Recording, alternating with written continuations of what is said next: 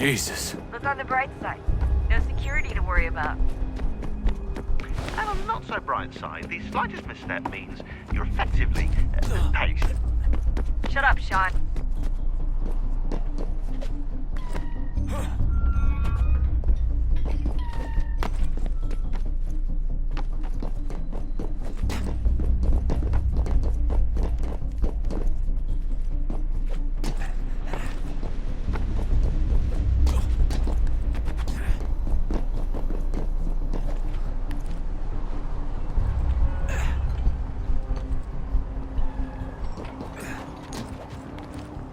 Almost there, Desmond. Once you reach the top of the lit-up crane, you should be high enough to make the jump. Should? It'll be fine, don't worry. Well, you might want to worry a little. I'm pretty sure she was high when she was running the numbers. Sean! A joke. It was a joke. Or was it?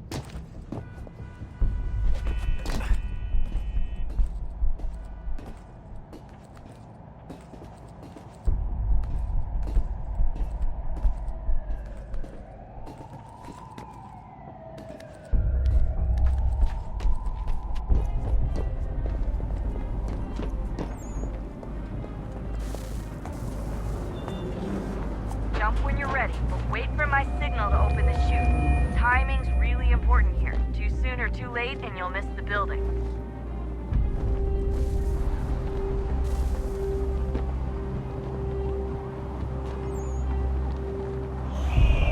Now, open your chute.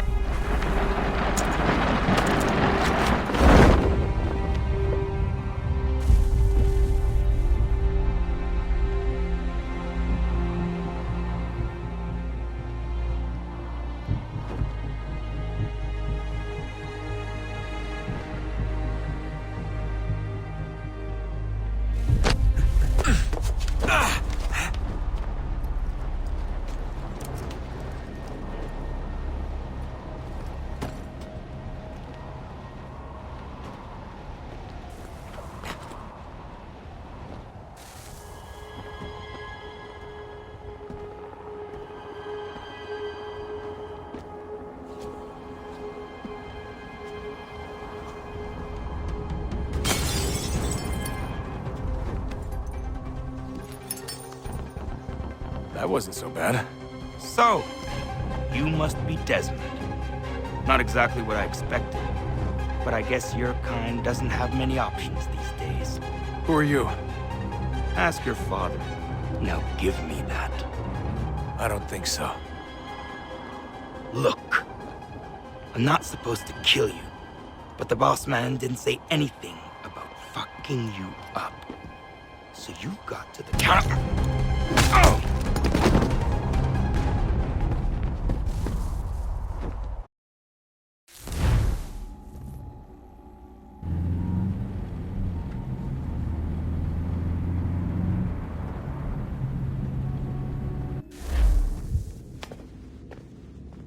So who the hell is Daniel Cross? Believe it or not, he used to be an assassin. The assassin, the way I've heard it told, but it turned out he was a sleeper agent for Abstergo, programmed to infiltrate and destroy the organization. How did he know you were there? We could be compromised. They must have caught me snooping inside their network and sent Cross to see what we were after. If they were aware of our current location, we'd know. Though, I will say this. Doesn't bode very well for future expeditions. I've set up some cameras topside. If anyone shows up, we'll see it. I'd suggest you go see about finding a socket for that power source. Or we can return to Connor if you prefer. All the artifacts in the world won't mean a thing without the key.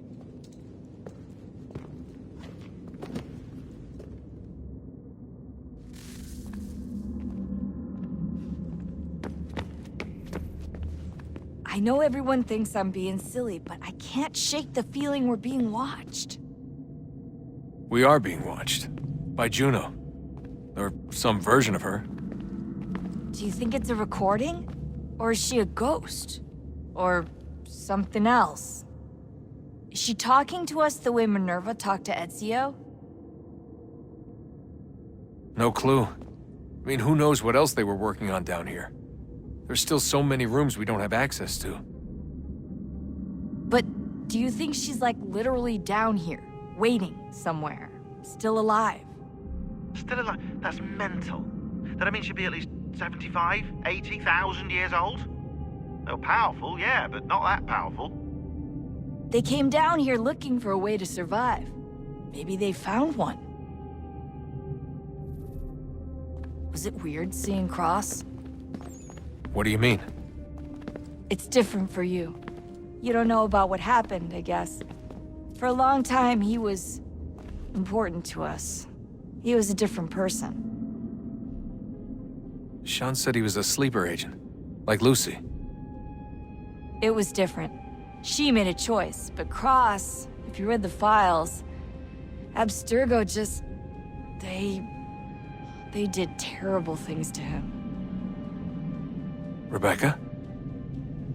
You're lucky. We all are. We have people who care about us, who look out for us. He was all alone, and the people he thought he could trust, they used him. Did you know him? No, but I knew Hannah. Who's that? She tried to help him. She trusted him. But there was a raid about a year ago. She stayed behind so the others could escape. Tried to reason with him to see if she could fix things. Well, what happened? What do you think happened? He killed her. That's what he does. That's all he knows how to do. Sometimes it seems like that's all any of us know how to do. Rebecca. I just want to be alone right now. I just want to be alone right now.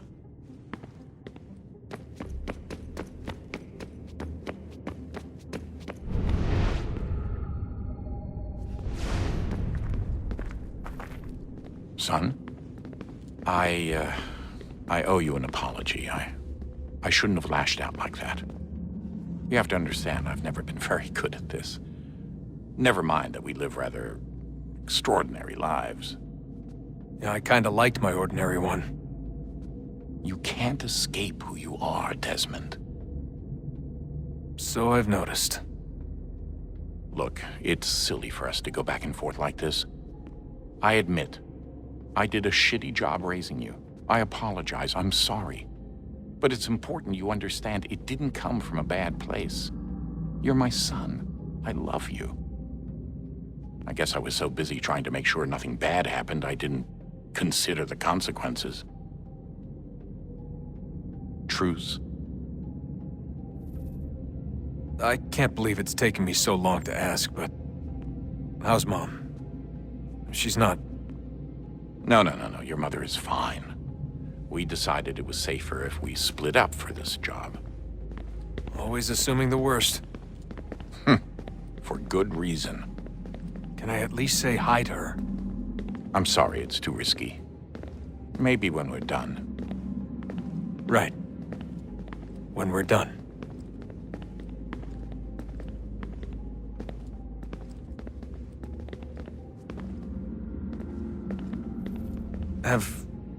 Have we ever tried to make peace with the Templars? Throughout our history, there have been moments.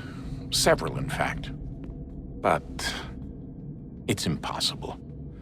There are existential differences, insurmountable. If there were to be unity, it wouldn't be a truce so much as a submission. But knowing what's about to happen, wouldn't it make sense to try and talk to Vidic? Come to an arrangement, even if it's only temporary? We'd all be so busy watching our backs, nothing would get accomplished. Imagine that. We're more productive at war. Well, have we ever tried sending in someone? Doing to them what they did to us with Lucy? Or Cross? We have, and it's never worked. We've sent people who were either too weak and found themselves turned, or too strong and were unable to carry out the charade. I just feel like we all want the same thing. We use the same words, but that's all they are, words. In the end, it all comes down to freedom. We seek it, they detest it. And so there's never an end to the fight. Not until one side is completely gone. Is that even possible? Probably not. Our two groups have existed in one form or another since, well, since forever. But things can be better than they are. And that's something. Did you look for me, Dad? When I was gone? Every day. Come on. I mean it. Every night I'd look, searching for your name or variations of it, hoping you'd slip up. Abstergo only found you first because they had better access. A few more days and it would have been me. Well, I'm here now. And I'm glad. Do you think Lucy regretted what she was doing? I used to think I knew her well, but clearly that wasn't the case. So I really can't give you an honest answer. She seemed so sincere, though. Like she really wanted to make a difference. Yes, well, when I first met him, I thought the same thing about Cross. It just keeps happening over and over again. What does? Everything. Don't get weird on me, Desmond. No, it's fine. I'm fine. Don't worry. All right, then. You should think about getting back in the Animus. We've got to find that key. We should probably get back to Connor.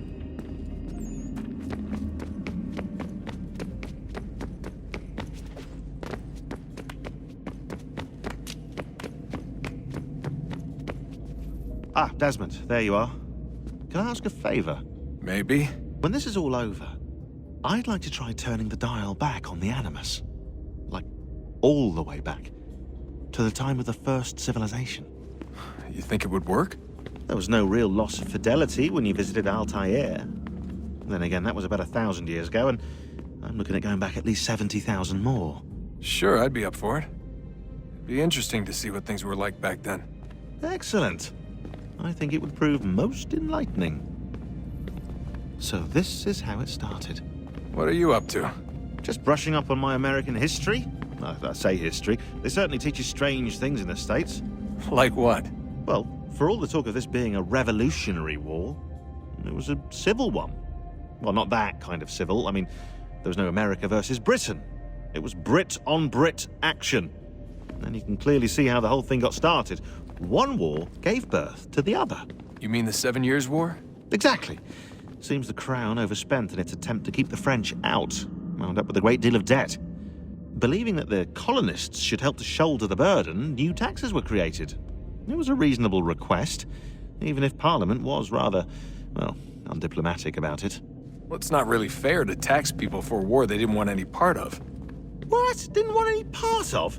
Did you not notice George Washington with Edward Braddock? He was right there in the middle of it. So here you have the Crown spending who knows how much money to secure a place for the colonists to thrive, and then, when they ask for a little bit of help... Right, look, think of it this way. King George and the colonists, they all go out to dinner, right? And when the bill comes, George asks for them to kick in and pay their share. Fair enough. Now keep in mind, he's been taking them out to dinner gratis for decades now. But the colonists, oh no, they insist they only had a glass of water and a side salad. Never mind the table's full of half-eaten food and empty bottles of wine.